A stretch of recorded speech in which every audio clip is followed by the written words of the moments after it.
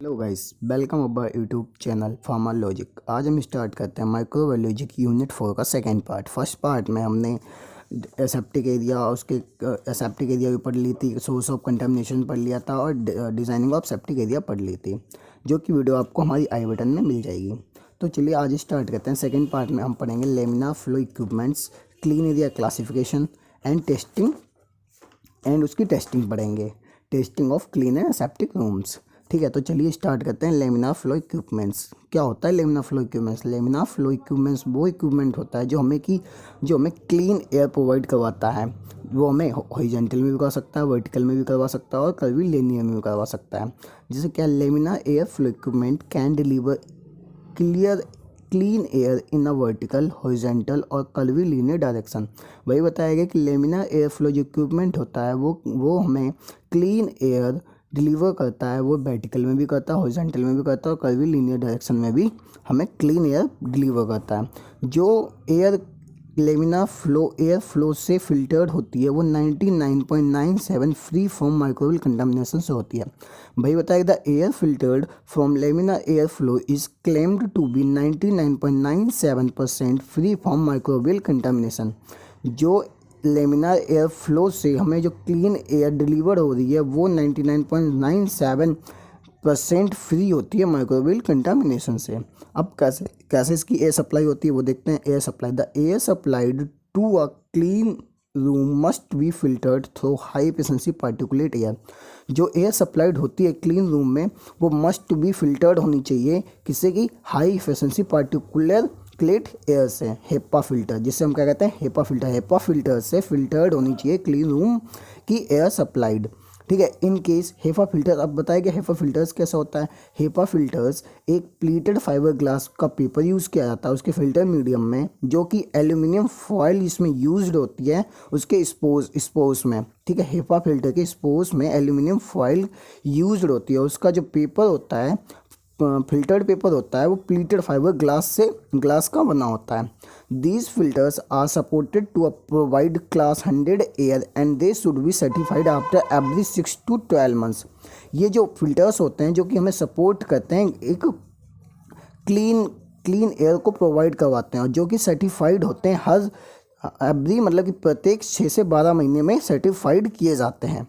Air qualities evaluate using settle plates, microwave air samplers and particle counters. जो air quality होती है वो evaluate की जाती है किसके थ्रू इवेल्यूएट की जाती है? सेटल प्लेट्स के थ्रू, माइक्रोबियल एयर सैम्पलर्स के थ्रू और पार्टिकल काउंटर्स के थ्रू हमें इसकी एयर क्वालिटी का इवोल्यूशन करके जब एयर हमें सप्लाई की जाती है। The velocity of HEPA filters air is measured using an barometer. जो हेपा फिल्टर्स की वेलोसिटी हम जिससे मेजर करते हैं, एयर की जो वेलोसिटी हम मेजर्ड करते हैं हेपा फिल्टर की, वो हम बैरोमीटर की सहायता से हम उसकी वेलोसिटी मेजर कर सकते हैं। The efficiency of the filter is removing particulate and microbial contamination is evaluated by employing the DOPT test. जो उसकी मतलब जो इफ़िशियंसी होती है ना फिल्टर्स की, जो कि माइक्रोबियल कंटामिनेशन को रिमूव करता है, उसको इम्प्लाइंग मतलब कि उसको देखने के लिए, उसको चेक करने के लिए हम डीओपी टेस्ट करते हैं, जिससे हमें ये पता चल जाता है कि हमारी air 100% 99.97% free from microbial contamination से है या नहीं है। उसको चेक करने के लिए हम डीओपी टेस्ट करते हैं, डाई एस्टिलोफेटलेट टेस्ट करते हैं। डाई एस्टिलोफेटलेट is a volatile liquid and under pressure it converts to vapor or smoke having a size range of 0.3 to 0.4 micrometer। क्या बताया गया, जो हमारा डीओपी टेस्ट होता है वो क्या करता है कि हमारे वेपर को स्मोक में कन्वर्ट कर देता है, मतलब कि 0.3 से लेके 0.4 माइक्रोमीटर में कन्वर्ट कर देता है किसको, वेपर के फॉर्म को। ठीक है, an alarm system should be use to indicate failure in the air supply or filter blockage. अगर क्या होता है, अगर मान लो कोई भी एयर पार्टिकल से हमारा कंटामिनेशन है हमारी एयर में, ठीक है, या फिर फिल्टर में, तो क्या होता है उसमें एक अलार्म लगा होता है, वो की ब्लॉक कर देता है एयर सप्लाई को, मतलब एयर सप्लाई को रोक देता है और फिल्टर को भी ब्लॉक कर देता है। तो वही है इसमें डीओपीटी के केस में हम ये पता लगा सकते हैं कि हेपा फिल्टर से निकली हुई जो हमें एयर मिल रही है, हाई एफिशिएंसी पार्टिकुलेट एयर जो हमें मिल रही है, वो 100% 99.97% फ्री फ्रॉम माइक्रोवेल कंटामिनेशन है या नहीं है। उसको चेक करने के लिए हम डीओपीटी टेस्ट करते हैं। और वो डीओपी टेस्ट कैसे फॉर्म होता है, वो क्या करता है कि वेपर फॉर्म को स्मोक फॉर्म में कन्वर्ट करता है। ठीक है, तो क्या होता है जैसे कि मान लो अगर उसमें उसकी एयर में या फिर फिल्टर में कोई भी कंटामिनेशन है तो क्या होगा, उसमें एक अलार्म लगा होगा, वो एयर फिल्टर को मतलब एयर सप्लाई को रोक देगा और फिल्टर को ब्लॉक कर देगा अगर उसमें कोई भी कंटामिनेशन होता है, जिससे हमें पता लग जाएगा कि हमारी एयर में कोई कंटामिनेशन है या नहीं है। फिर हमारा आता है एयर फ्लो पैटर्न। कैसे एयर फ्लो मतलब होती है, किस पैटर्न के साथ। The general air flow patterns in clean rooms are unidirectional air flow और non unidirectional air flow and combination air flow. जो हमारी एयर फ्लो का पैटर्न होता है क्लीन रूम में, वो यूनिडायरेक्शनल होता है, नॉन डायरेक्शनल होता है, कॉम्बिनेशन होता है। यूनिडायरेक्शनल एयर फ्लो कैसे होता है, the air with in the room moves with uniform velocity along parallel flow lines. जो हमारे मतलब कि जो यूनिडायरेक्शनल एयर फ्लो होता है वो कैसे होता है, वैसे होता है कि रूम के अंदर जो एयर हमारी मूव कर रही है ना, वो यूनिफॉर्म वेलोसिटी से मतलब कि पैरेलल लाइन के थ्रू बहेगी। जैसे पैरेलल लाइन होती है ना, वैसे उस टाइप से फ्लो होगी। The velocity of the air is about 0.3 metre per second is down flow air from ceiling filters and 0.45 metre second in cross flow air.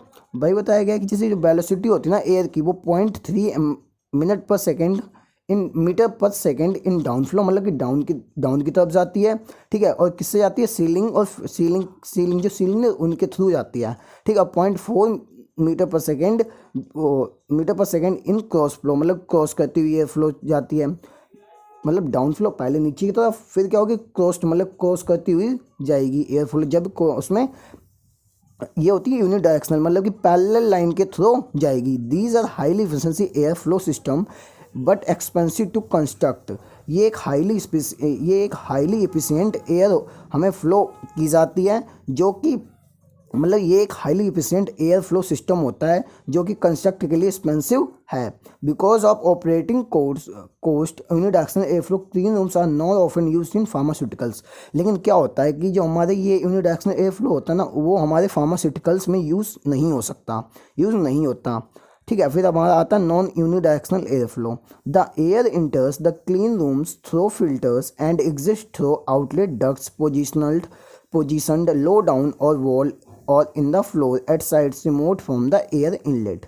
क्या होता है, जो हमारी एयर क्लीन रूम्स में इंटर्स होती है वो एक फिल्टर के थ्रू होती है या फिर आउटलेट डक्ट्स के थ्रू होती है या फिर position low down on wall मतलब वॉल के थ्रू की जाती है। वॉल कैसे, रिमोट होता है ना, रिमोट से क्या कहते हैं, वो रिमोट से थोड़ी मतलब कि साइड दे दी हवा को पास करने के लिए। ठीक है, तो वो रिमोट्स के थ्रू यूनिडायरेक्शनल मतलब कि कहीं से भी वो एयर मतलब कि कहीं से भी एयर को वो अंदर पहुंचा सकते हैं, सप्लाई करवा सकते हैं।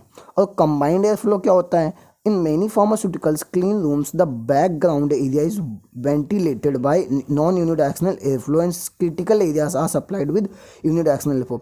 कंबाइंड एयर फ्लो में क्या होता है, जो हमारी फार्मास्यूटिकल क्लीन रूम्स होते हैं ना, उनमें बैकग्राउंड एरिया से वेंटिलेट किया जाता है। ठीक है, जिसमें नॉन डायरेक्शनल एयर फ्लो किया जाता है हमारे फार्मास्यूटिकल्स में। ठीक है, और जो क्रिटिकल एरियाज होती हैं उनमें यूनिडायरेक्शनल एयर फ्लो किया जाता है। There has been trend towards protecting the critical procedure with combination clean rooms by using isolator cabinets. जो कि हमारे प्रोटेक्टिंग और क्रिटिकल प्रोसीजर्स होते हैं उनमें कॉम्बिनेशन किया जाता है क्लीन रूम का, और उसमें कौन सा, आइसोलेटर कैबिनेट्स यूज़ किया जाता है। The temperature and the humidity are adjusted to the suit the procedures being carried out with in the clean room. जो टेम्परेचर ह्यूमिडिटी होती है उसे एडजस्ट किया जाता है क्लीन रूम के अनुसार। ठीक है, क्लीन जो हमारा वहाँ पे प्रोसीजर बन रहा है उसके अनुसार हमें टेम्परेचर ह्यूमिडिटी एडजस्ट करनी पड़ती है। The temperature about 20 to 22 degree Celsius with the relative humidity of about 30 to 35% are often preferred.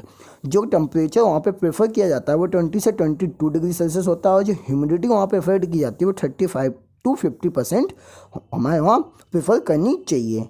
ठीक है, तो ये हमारा हो गया लेमिनार एयर फ्लो इक्विपमेंट्स। इसमें कोई भी आपको प्रॉब्लम हो तो प्लीज़ आप इसे हमें कमेंट करके बताएं।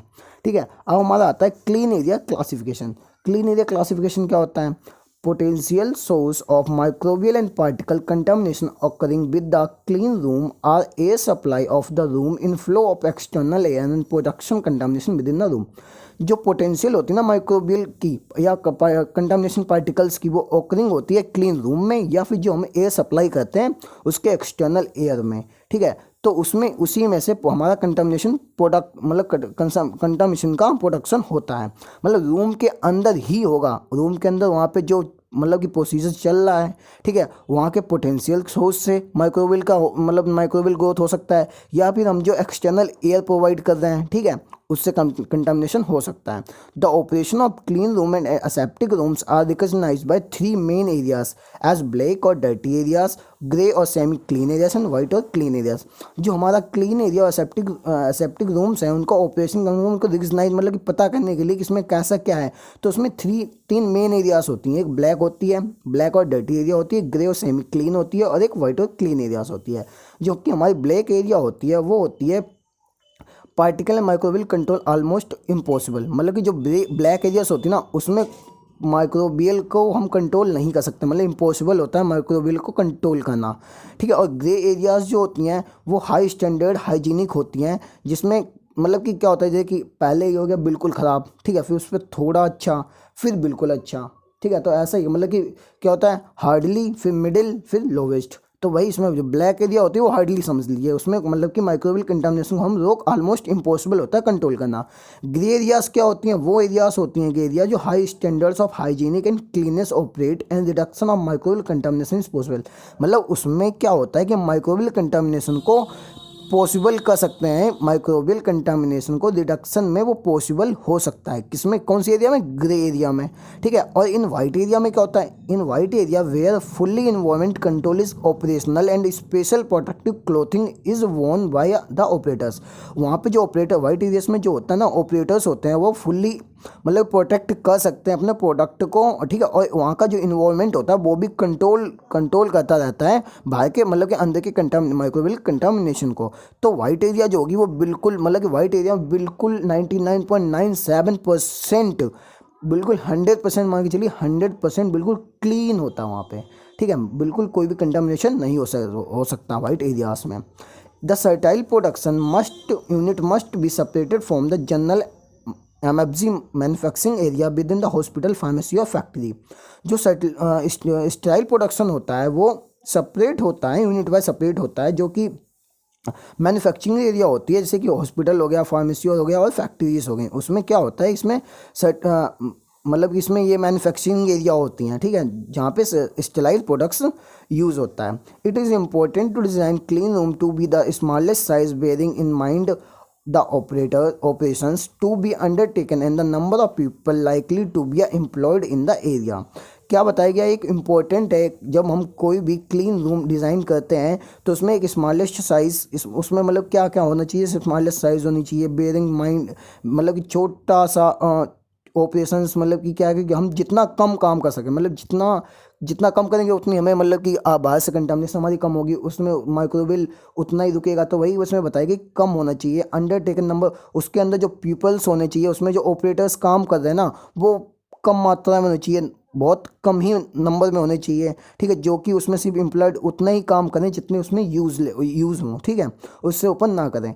तो ये हो गया हमारा क्लीन एरिया क्लासिफिकेशन, ठीक है। अब हम आते हैं testing of clean and aseptic rooms to provide satisfactory condition for the proper processing of parenterals it is necessary to monitor the area of suitable environment control test, ठीक है। जैसे कि हमने अब सारी प्रोवाइड करवा दी, उसको जितनी भी कंडीशंस थी, सेटिस्फैक्टरी कंडीशंस थी वो हमने प्रोवाइड करवा दी, प्रॉपर प्रोसेसिंग की हमने पेरेंटल्स के लिए, ठीक है। या फिर क्या होता है, हमारा एक नेसेसरी होता है कि हम वहाँ पे एक कंट्रोल टेस्ट भी करें, ठीक है, ये नेसेसरी होता है मॉनिटर एरिया के लिए, मतलब हमारा जो मॉनिटर एरिया होती है ना वहाँ पे एक इन्वायरमेंट कंट्रोल टेस्ट भी सूटेबल किया जाता है। These methods can be divided into general method, air sampling method and surface sampling method. ये जो मैथड्स मतलब कि क्या हम जो इसकी क्लीन एरिया और एसेप्टिक रूम्स की जो हम टेस्टिंग करते हैं ना, मतलब कि बिल्कुल, क्योंकि देखिए जो हमारी ड्रग्स है ना वो बिल्कुल बिल्कुल माइक्रोबियल कंटेमिनेशन बिल्कुल फ्री होके आती है। तो इसको कम से कम बिल्कुल, हम जैसे एसेप्टिक एरिया में रखा है, एसेप्टिक एरिया बिल्कुल सही है, सब कुछ सही है, लेकिन उसमें कंटेमिनेशन ना हो, ठीक है, उसके लिए भी हम लास्ट में भी टेस्ट करते हैं कि उसमें देखें कहीं कुछ बच तो नहीं गया। तो इसीलिए हम टेस्ट करते हैं क्लीन एरिया और एसेप्टिक रूम्स के लिए। तो इसमें क्या दो मैथड्स दिए गए हैं, एक जनरल मैथड्स है, जनरल मैथड्स होते हैं, एक एयर सैम्पलिंग मेथड होता है, एक सरफेस सैम्पलिंग मेथड होता है। ये एयर सैम्पलिंग मेथड्स में क्या क्या इंक्लूड होता है, इलेक्ट्रॉनिक एयर पार्टिकल काउंटर्स, ठीक है, electronic counters count the all particles microbes but cannot be differentiate between viable और नॉन वाइबल माइक्रोब्स। देखिए एक उसमें जो एयर सैम्पलिंग मेथड में जो हमारा एक आता है इलेक्ट्रॉनिक एयर पार्टिकल काउंटर्स, ये क्या होता है, ये मतलब ये सारे पार्टिकल और माइक्रोब्स को क्या कहता है, काउंट कर सकता है, ठीक है, लेकिन क्या है, ये डिफ्रेंशिएट नहीं कर पाता कौन से वाइबल हैं और कौन से नॉन वाइबल माइक्रोब्स हैं, मतलब कौन से ये सिर्फ बड़े बड़े को कर सकता है काउंट, छोटे छोटे जो छोटे छोटे होते हैं जिसका 0.3 माइक्रोमीटर के होंगे उसको काउंट नहीं कर पाएगा, इसलिए वाइबल और नॉन वाइबल को ये डिफ्रेंशिएट नहीं कर पाता है। सेटल प्लेट्स क्या होता है, settle plates are incubate to 30 to 35 degree Celsius for 28 hours and colonies are counted. इसमें जो प्लेट्स होती हैं, सेटल प्लेट्स होती हैं, वो क्या है, उनको इंक्यूबेट किया जाता है 30 to 35 डिग्री सेल्सियस पर 48 आवर्स के लिए, फिर उसमें हम कॉलोनीज को काउंटेड करते हैं। This is a simple and in expensive method होता है, या एक सिंपल और क्या कहते हैं इन एक्सपेंसिव मैथड है। कॉमनली उस पर डिटेक्शन ऑफ माइक्रोवेव लोड, ठीक है, इन क्लीन रूम्स, जो क्लीन रूम्स में माइक्रोवेव लोड है उसको डिटेक्ट करने के लिए यूज़ किया जाता है इस मेथड का। The major disadvantage of this method is that the only those microorganisms that adhere to the surface of large particles are counted। इस मेथड का एक बहुत बड़ा मतलब कि डिसएडवांटेज है, वो क्या एडवांटेज है कि वो उन्हीं माइक्रो ऑर्गेनिज्म को काउंट कर पाता है, उन्हीं माइक्रो ऑर्गेनिज्म को इंक्यूबेट मतलब कि हमें दिखा पाता है जो कि सरफेस के ऊपर हो, ठीक है, और लार्ज पार्टिकल्स में हो, वही हम उसको उन्हीं को हम काउंट कर सकते हैं, छोटे पार्टिकल्स को हम काउंट नहीं कर सकते, ठीक है। तो ये सेटल प्लेट्स का इसमें मतलब एडवांटेज भी है और डिसएडवांटेज भी है। अब फिर हमारा था slit air sampler. The slit air sampler is one of the most widely use monitoring method for manufacturing of parentals and quality control environments. यह जो स्लिट एयर सैम्पलर होता है एक most widely use monitoring method है जो कि हमारे parental के मैन्युफैक्चरिंग की क्वालिटी में यूज़ होता है, ठीक है, जो कि इन्वायरमेंट्स की क्वालिटी को कंट्रोल करता है। This is a device that collect viable air वोन माइक्रोबियल एंड पार्टिकुलर कंटेमिनेशन। यह एक ऐसी डिवाइस होती है जो कि हमारे जो वाइबल एयर वोन माइक्रोब्स हैं, ठीक है, उन्हें कलेक्ट करती है और पार्टिकुलेट कंटेमिनेशन को भी कलेक्ट करती है। लिक्विड इम्पिनिजर, ठीक है, लिक्विड इम्पिनिजर का the air sample may be drawn into a measured volume of nutrient broth in impinger. ठीक है, जो हम मतलब कि कोई भी ड्रग्स या कोई भी हम मतलब प्रोडक्ट बनाते हैं तो हम ब्रोथ में बनाते हैं। ब्रोथ हमने पहले ही आपको बताया था, यूनिट 3 में भी डिसइंफेक्टेंट पढ़ाया था, जब भी उसमें बताया था ब्रोथ क्या होती है, जिसकी ट्यूब लाइक स्ट्रक्चर होती है, ठीक है, उसे हम ब्रोथ कहते हैं, ठीक है। तो न्यूट्रिएंट ब्रोथ में जो भी हम तैयार करते हैं, ठीक है, उसमें लिक्विड फॉर्म में हम जो भी उसकी वॉल्यूम हुई ना, तो उसमें भी कुछ माइक्रोब्स आ जाते हैं, तो उनको क्या, लेकिन वहाँ पे क्या होता है, हम लिक्विड इम्पिनिजर यूज़ करते हैं जिससे हमें वहाँ पे पता लग जाता है कि उसमें कितनी बैक्टीरिया है, कितनी बैक्टीरिया नहीं है। सेंट्रीफ्यूगल एयर सैम्पलर, ठीक है, इसको हम कहते हैं biotest. Airborne micro organism approximately 16 inches above the satellite drum housing are drawn toward the impeller blades. जो एयरबोर्न माइक्रो ऑर्गेनिज्म होते हैं उनके वो 16 इंच के होते हैं अप्रॉक्स, ठीक है, जो कि सैटेलाइट ड्रम हाउसिंग और ड्रम के ऊपर इम्प्लेयर ब्लेड्स के ऊपर होते हैं। After incubation colonies on the steps are counted are recorded. जब हम इंक्यूबेट कर लेते हैं ना, इसको इंक्यूबेट करने के बाद हमारी जो कॉलोनीज है ना वो काउंटेड हो जाती हैं और रिकॉर्ड हो जाती हैं। फिर हमारा आता है surface sampling method. Surface sampling method क्या है, इसमें भी दो आते हैं टेस्ट, एक रोडाक प्लेट्स, एक swab rinse test. Rodac plates में क्या होता है, samples of the labour micro organism on the surface can be determined by specially build convex surface petri plates.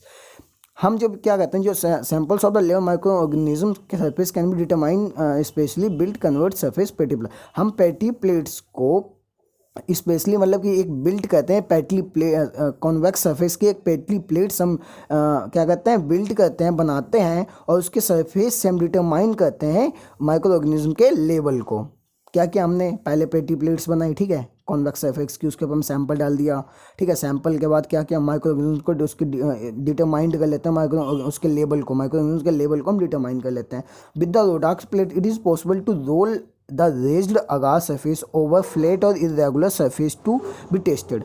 रोटाक plates में क्या पॉसिबल हो जाता है कि वो जो कि उसकी सरफेस जो उसकी फ्लैट रेगुलर सरफेस इरेगुलर जो सरफेस होती है ना उसको फ्लैट कर लेती है, ठीक है। उसको उसमें टेस्ट हो जाता है कि कौन सा किसका कैसा सरफेस है। Surface contamination can be qualified by counting the colonies after incubation of 30 to 45 degree Celsius to 48 hours. और ये मतलब कि इसकी काउंटिंग कैसे होती है, वही होती है जैसे कि हमने जो क्या कहते हैं पेटी प्लेट्स बनाई, उसके ऊपर सैंपल डाला, ठीक है। फिर उसके बाद लेवल ऑफ मैग्नीट्यूड चेक किया, उसके बाद क्या किया हमने उसको इंक्यूबेट कर दिया 30 to 35 डिग्री सेल्सियस को 30 to 35 डिग्री सेल्सियस पर फॉर 48 आवर्स के लिए। उसके बाद जो हमने देखा फिर उसके बाद हम देख लिया इसमें कितनी कॉलोनीज इसमें परफॉर्म हुई हैं, कितनी इसमें कॉलोनीज आ गई हैं, आई हैं कि नहीं आई हैं, ये हमारा चेक हो गया।